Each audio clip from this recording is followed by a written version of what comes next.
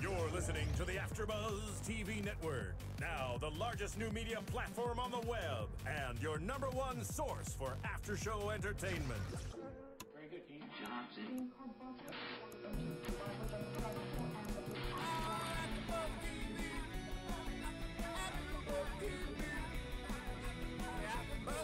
The AfterBuzz Studios in Los Angeles, California, presented by Maria Menounos and Bing.com, and streaming live thanks to Akamai Technologies. This is AfterBuzz TV's Don't Trust the Bee in Apartment 23 After Show.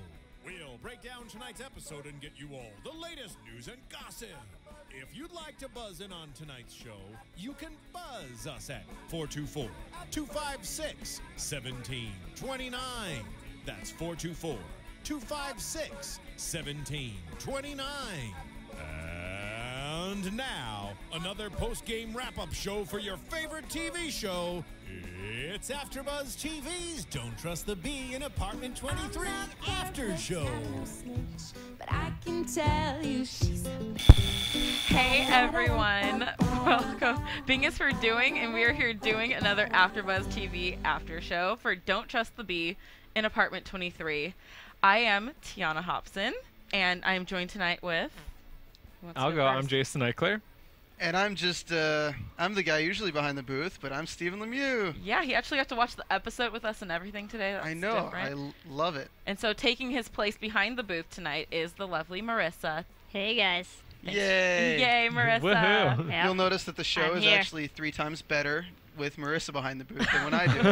Aw, thank you, Steve. And the audio is probably a lot better, too. Yes, because What I'm a running change. it. Just all new things here. So tonight's episode was titled It's a Miracle, which we find out what the miracle was at the end of the episode, so we'll get to that in a little bit. But let's just dive right in, because this episode was so I was awesomely laughing. inappropriate for the Wildly holiday inappropriate. wildly inappropriate for Thanksgiving especially, and just to kick off the holiday season in just the right form.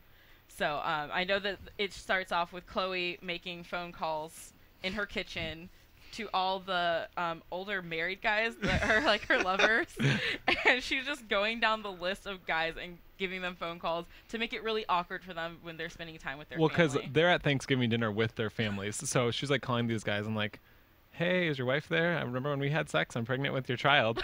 And my favorite one was when she calls the guy and she's like, hey, Tyrone, happy Turkey Day. Did you tell your wife that you prefer white meat? Oh, no, man. Oh no. Can you imagine getting that call? I mean, I've never been married or had kids or a other woman on the side. But if I had, I can imagine that that would be a pretty stressful, scary thing. Especially with your wife looking right at you. Maybe your wife even is the one who answered the phone at that moment, and you're like, hey, is Tyrone home? And then she's like, hey, Tyrone, who's this woman who's calling for you right now? Who answers on speakerphone, though? Like, really? That's true. You probably think it's a family member calling, though, if it's on Thanksgiving. Yeah, it's like, oh, happy Thanksgiving. By the way, did the condom break when we were together? It's like, because we have a little bun in the oven. Oh, my other favorite one was when she said, did you see the parade? Yeah, you should get chested.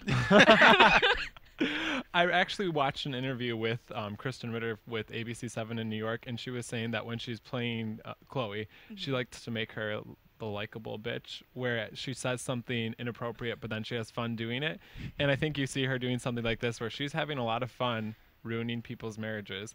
And so it makes it fun, and it makes us want to watch her just because it's kind of funny. Yeah, and my favorite part was Eli, the creepy next door neighbor, in the background, who's just naked in his kitchen, wearing only an apron, with his hands shoved inside a turkey, like prepping it for Thanksgiving. And he's just sitting there, or just standing there, like, yeah, she does this every Thanksgiving, June, no big deal. And just his hands fully, like, just in there. I don't know what I'd do if my neighbor was staring at me. I like that actor just from the sole reason he was from Secret Girlfriend, which is like a Comedy Central show that only got 1 season. Oh, really? I But never saw like that. that's where I know him from, and he's hilarious. But yeah, it's just the way what you were saying about that interview. It's like it's the way she does it. Because if you were gonna be that, if you're gonna try to do that mean-heartedly, nobody's gonna like you. Mm-hmm. But when you treat it like it's simple as like throwing a water balloon at someone, it just makes it so hilarious. And she's like smiling and just having the best time, which is really messed throughout up. the whole episode with everything going on, even. She's definitely a likable bee, and I think that's the thing that makes the show work Uh-huh. is that she makes it very likable, because if she wasn't, like you said, no one would ever give it the time of day. For sure. Yeah, so, and then we have James and Luther, who are volunteering at a homeless shelter for Thanksgiving, which in LA, like they said, it is kind of like an exclusive thing because everyone wants to be... It's a publicity stunt. Yeah, it's a publicity stunt, a photo op, if you will. Well, he's doing it to get in people, he said, which last week's episode he was on People's Sexiest Man Alive, and he didn't make the cover, which he thought, so now he's trying to get back in people. And so he's setting up this huge photo op where he goes and helps the homeless. He's like, I made a reservation for the homeless shelter a year ago. Yeah, because June tries to come with him. He's like, you can't just get in the day of. Yeah, Like, oh, Midwesterners. It's like, oh, Indiana flyover state. Biscuit. Biscuit. Yeah, she's trying to get her helping people because she can't go home for the holidays. But what did you think? Like, as soon as he walks in, his assistant's there and is like, looks at June's scarf, and just grabs it and puts it on him. It's like, yeah, that looks really good. Damn, he's right. It does look good. Luther, always there to help I Scout. think help Luther him. steals the moments in every scene. Like he just does little tiny things. Because he doesn't talk. And then that when he much. when he Hardly does ever. talk, it's like the funniest thing. Like what Yeah. does he say? James Van Der Beek. He's like, where'd I teach you to put the emphasis on my James Van Der Beek. Van Der Beek. Van Der Beek. So funny. So awkward. Yeah, so James and Luther are at this homeless shelter, and as soon as the paparazzi see one of the Olsons at the shelter, then all of a sudden they move on. So James takes that as his cue, like, okay, I scooped up, one ladle full of stuff for the homeless. I can get out of here. So they completely just bail on this place. And then as they're at home, like, here come these big bodyguards, which I thought was really funny because, like, hey, they answer the door and it's like, so-and-so sent us to get you from the shelter. Like, okay, whoa, they're taking this, like, really I serious. know, like that's a serious shelter. If you've got bodyguards coming to get the celebrities that just went for the photo op and then just kind of bailed. You wouldn't want People Magazine to know that you bailed on the homeless. And so then he's like, oh, we were just coming back to get our hats. So then you see James and Luther back in line at the shelter, scooping out things, and James is wearing just this absurd cowboy hat. And Luther's- Tampa in rainbow lettering.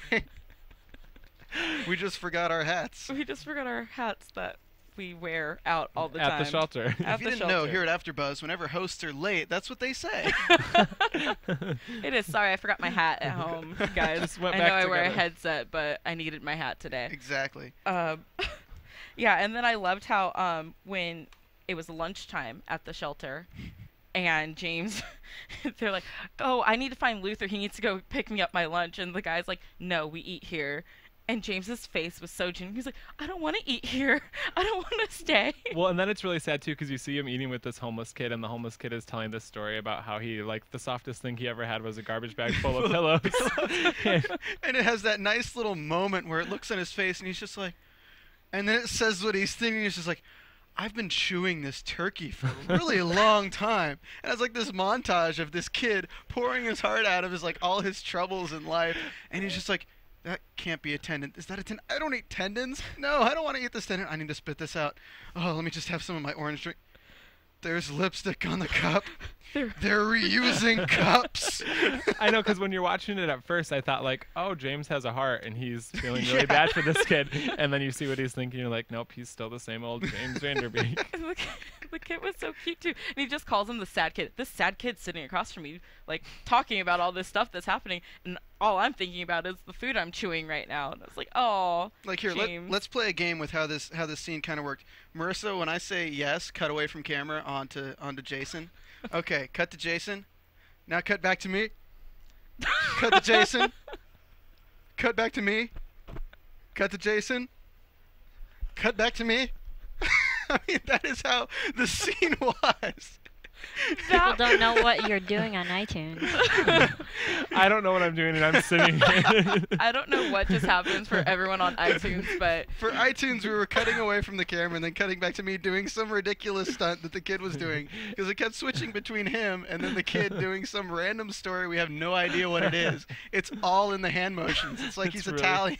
It's really sad. So then it ends at the soup kitchen with James getting in a physical fight with the homeless man because he stole his jacket. He's like, that's my $1,500 jacket. And the homeless guy's like, nope, I wrote my name in it. I'm Wayne. Like, why? Because I'm black, and it was clearly a white homeless man. You ruined the stylish holiday interior. That was a $1,500 jacket. And like, I feel like James Vanderbeek is this character version of him is the only celebrity that would go to a homeless shelter and get in a fight with the homeless man on Thanksgiving when he's there to get good press. I mean, that was like his last straw kind of with his day, because he kind of thought he was just going to go in, take a couple pictures and walk out. He was like, oh, this is going to be a piece of cake. Like, I'll be home by noon. And then they actually put him to work, which for a celebrity kind of like James, I could see where he thought it was going to be super easy, and actually being put to work, that was his last straw. Oh no, you have my jacket on now. What was that line he said when the guy showed up to the house to pick him? I was like, no, I'm done. I signed 2 headshots for a bipolar homeless woman. 2 headshots for a bipolar. Just like, seriously. So wrong. Oh, I get it. Sorry, I was so late on that joke. I get 2 headshots, bipolar. I was a little slow. 1 for each personality. There you go. A little late to the party, but I'm there. But his day did end up being successful, because at the end he says, like, I lost 2 pounds on Thanksgiving, so now I'm 2 pounds down going into the Christmas season from all the fighting he did with the guy. So his day at the shelter was a success. That is a good success, if you ask me. You walk out of Thanksgiving 2 pounds lighter than, as opposed to heavier like most people will be. Yeah, like, I'm totally going to be 2 pounds, 10 pounds. Heavier. Yeah. I'm going to induce my own tryptophan, like with turkey. And, oh, my God, I'm looking forward to it.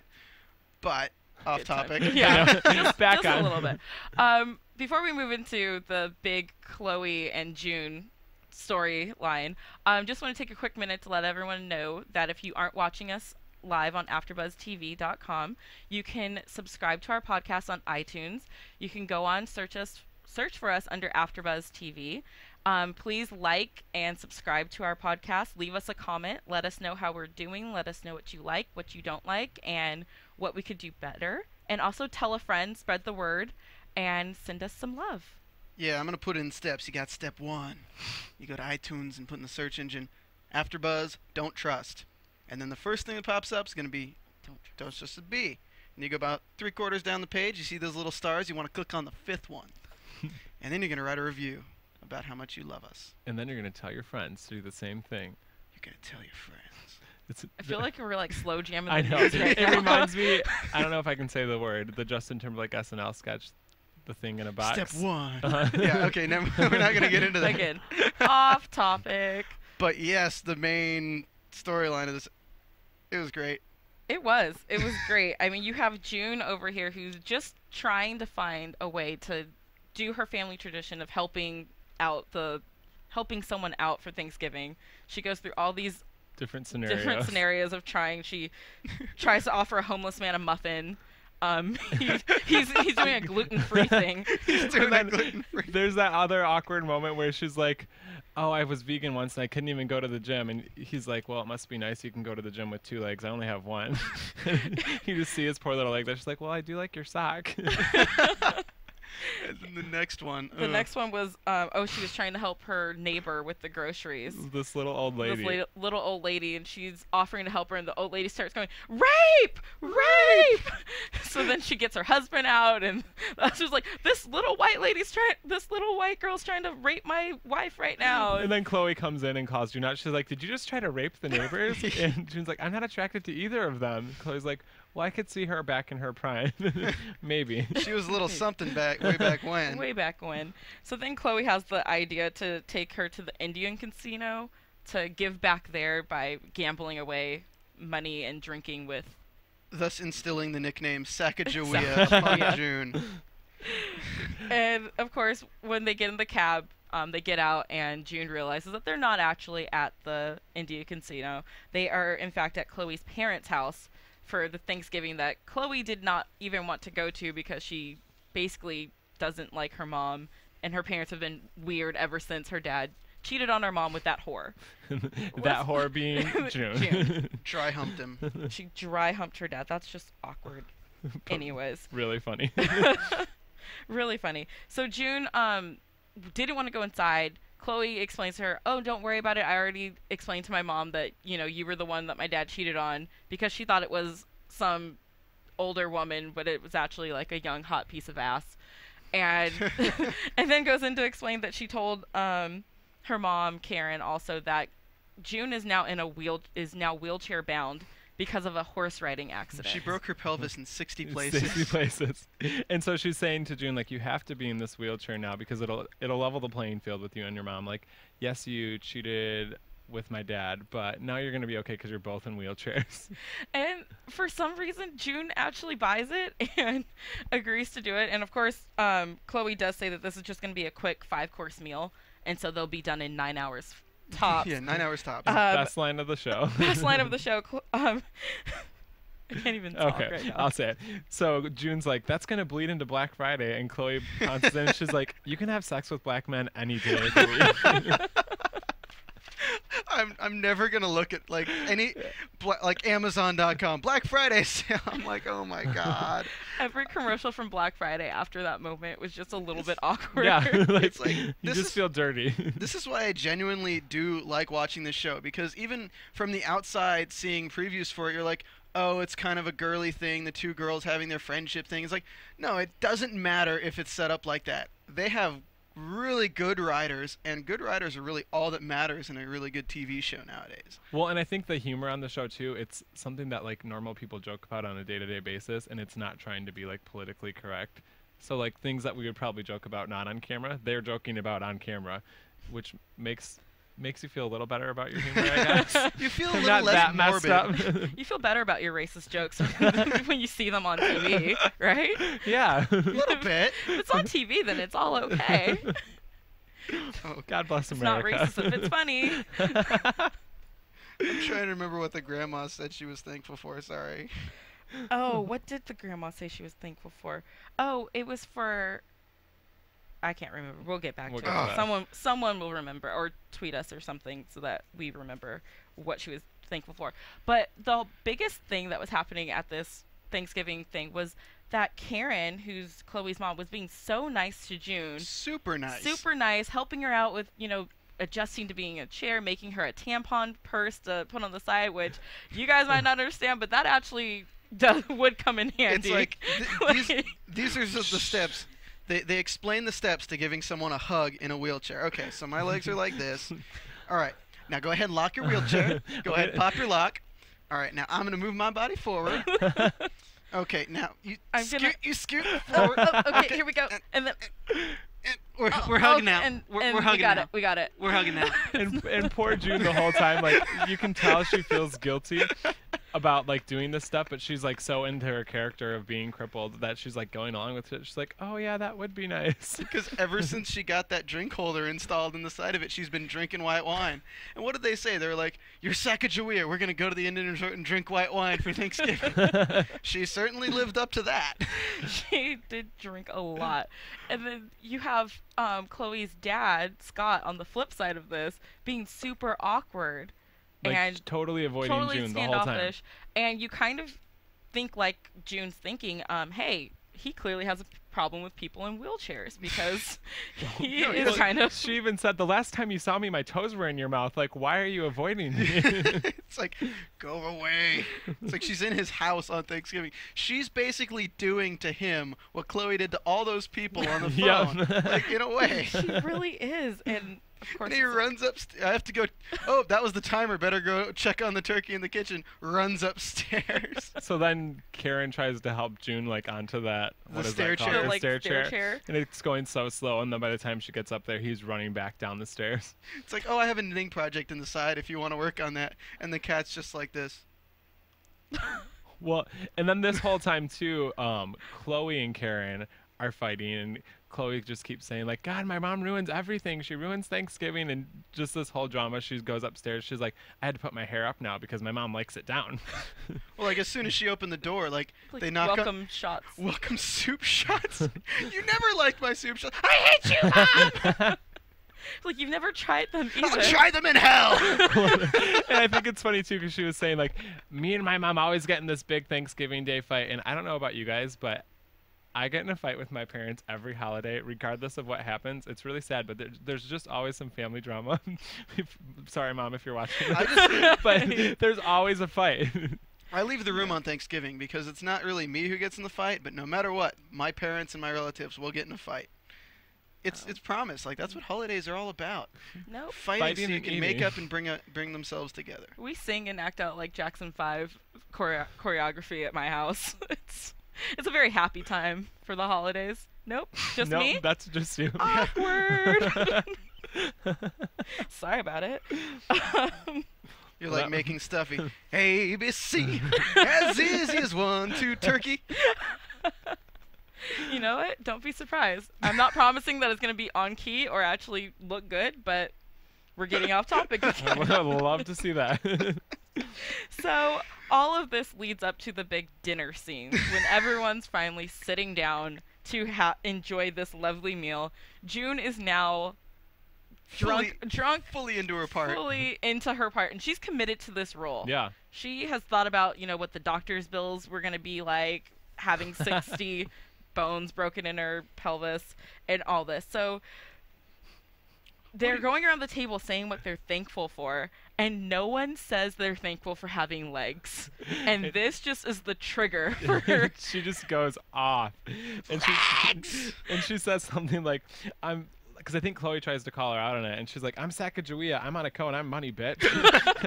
and it's like at this Thanksgiving table with the whole family, and the grandparents are there, and everybody's just kind of appalled that Chloe's Midwestern neighbor is at the table just going off, and she's also handicapped, which makes you feel kind of bad for her. Can I throw something in here we forgot to mention? As soon as they get to the party, freaking Chloe, her dad is like, Chloe, you can't just sit on my boss's lap and say you want it. It's like, I just want the man meat when I see it. And she's like, look at him, he's a big Cheeto. She has to do the double shake. It was almost like she had beer goggles on. For wanting to ruin for wanting to ruin Thanksgiving, that she was willing to, go with this older man who just was not. And didn't hot. she feed him and put her fingers in her mouth? That's what they said. She's like, ambrosia salad in his mouth. So gross. Ew. That's gross. So back to June's tangent. After that, Chloe freaks out at her, like, what are you doing? You're ruining Thanksgiving. And she pulls June up out of the chair. She's like, walk. And June kind of stands up for a minute and then realizes, oh, I'm handicapped, and then falls to the ground. I love how her mom's like, don't worry, she's done that to me before. So sad. Yeah, because in the last season, Chloe said too, my mom always never told me why she was in a wheelchair, because I think she always wanted me to ask. And I just wouldn't. So she doesn't know. She's just trying to make her mom walk. Which is something. Look at my dad bending over. She makes him bend over. It's like, well, she doesn't really have a choice. Yeah. So then June at this point is now standing, and it's kind of revealed that she's not sitting that she's not handicapped anymore, and she's explaining to Karen that I had to pretend like I was in the chair so that you would like me because I dry humped your husband. And that's when the whole table is just even more mortified, like, what? And Karen goes, you're the whore? I thought she told you. Nope. No. I love that line when the husband was like, nope, no. So then it's just so awkward, because she really did do what Chloe was trying to do in the beginning, where she was sabotaging the marriage, and then she sabotaged Chloe's parents' marriage. But my favorite part is when June stands up before she goes on that whole spiel, and she's like, it's a miracle. I can walk again. And you're like, oh, this is really awkward. You see the grandma kind of do the sign of the cross. the sign of the cross thing. So sad. So then June ends up leaving, and on her way out, she lets the cat out, and she's like, that's an outdoor cat, right? And Chloe's like, nope. And so not only did she ruin Thanksgiving, she lost the cat too. Yeah, so then she's outside sitting on the curb all by herself. Out walks Chloe, who's now has to explain herself because clearly June got by Chloe again. Like she does all the time. Chloe kind of has a sabotage that we've seen for every holiday so far. She sabotages people on Halloween, now Thanksgiving, so I'm sure that will come up on Christmas as well. Yeah. But be interesting to see what she has in store for Valentine's Day. Yeah. Scary. That's scary. But yeah, so basically Chloe did this whole thing so that she could get money from her parents to help June be able to go home for Christmas, since she wasn't able to go home for Thanksgiving this year, and she knows how much she misses her family. So there is a nice side to Chloe. Her parents did end up giving her $2,000 so that she would move out of the apartment and get away from June because she's a horrible person now. Why does she sound so evil when she says, "Yeah, I'm nice"? Like that crazy tilt to her head. Like, I just sabotaged my whole family's Thanksgiving. Here's $1,000. But don't worry, I'm a nice person. But what's weird is when you're watching, you're kind of like, oh, she's so sweet. And then you're like, wait a minute, what did she just do? That's not nice. Yeah. Your mom's been watching me out of the window for the past 20 minutes, and she's just in the wheelchair. Just glaring at her. And then they have to stage this whole fake argument thing with a pie.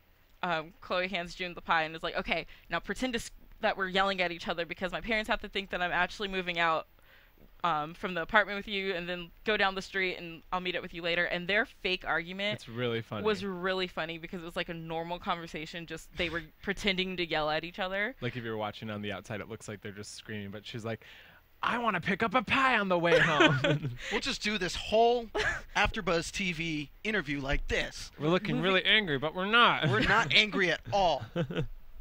And if you're listening, we're flailing our hands. We are flailing like a monkeys. mad person would do. But yeah, why don't we talk like this all the time? What kind of pie do you want, pumpkin? No, I'm going crazy. I want Dutch apple.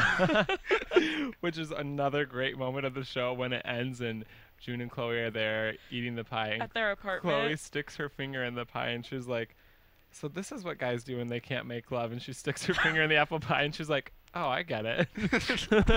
And licks it so gross. Which, I mean, American Pie, anyone? Yeah, definitely. But that was awesome that she did that, and once again, they ruined the sanctity of Thanksgiving.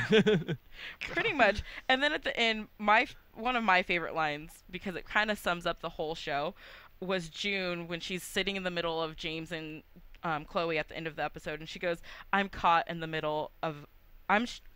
shallow end of a very dark pool. And that kind of sums up everything that's happened in this warped, twisted Thanksgiving episode. I was going to say, that should be the tagline to the whole entire series. It should, actually.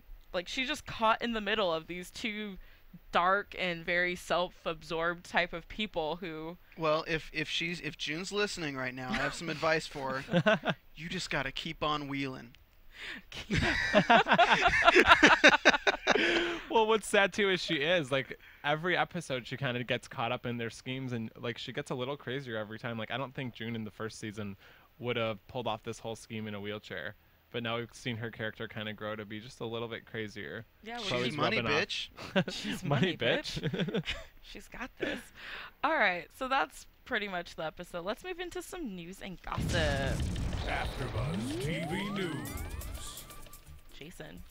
I have a little bit more from that interview that Kristen Ritter did with ABC7. And she just talks about her and James being on Don't Trust the Bee, and how for Kristen Ritter, this is like the height of her career. She's never done anything this big.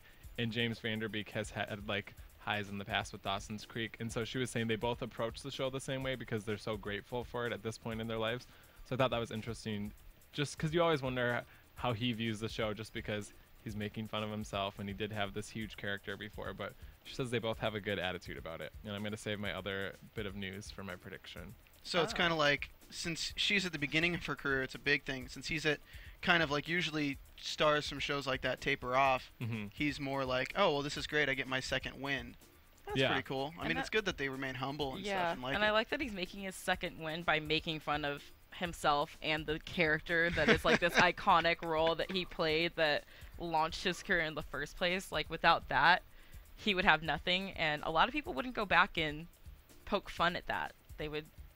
Well, and it's very believable, the like situations they put him in, because you see other celebrities in the news doing similar things like that. And so it's kind of ballsy that he's going out there and doing that. Yeah, it's very true. Any other news or gossip? I don't have any more. Do you have any more? Nope. All right, then. Predictions it is. And now, your AfterBuzz TV predictions. Yay, Jason didn't talk over it this time. I really love predictions.